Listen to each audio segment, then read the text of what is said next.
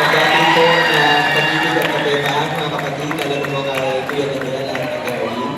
Salamat po sa Diyos. Kami pong mga taga Mindanao ay nakarating dito sa Luzon, sa Apalit, Pampanga at sa NCR. Marami po sa amin ang mga first-timers, kaya galak na galak po ang aming mga kalooban, lalo na po yung mga first-timers dito. Nakapagpasalamat din kami dito sa Apalit noong Sabado. Salamat po sa Diyos.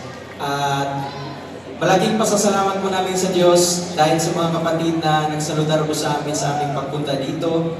Lalo na po sa mga PS namin sa Region 9 and 10 and District 4. Sa pagsaludar po namin, sa pagsaludar po nila doon sa aming sa pagpapatuloy po nila sa amin sa mga lokal, sasama po namin kayo sa shoutout mamaya. Lalo na po sa mga MMC coordinators po ng Region 9 and 10. Maraming salamat po sa Diyos. Very well appreciated po yun. Milyong salamat po sa Diyos. Narito po ang aming shoutout. Ayan, milyong salamat po sa Diyos. Maayong gabi, Kuya. Magbati po ng pag-ibig at kapayapaan sa inyo sa Nabuong Sanbayan. At sa atin pong lahat, mga kapatid, shoutout po sa Region 9 and 10 SIC Brad Ani Navales at Brad Jericho Bandiero.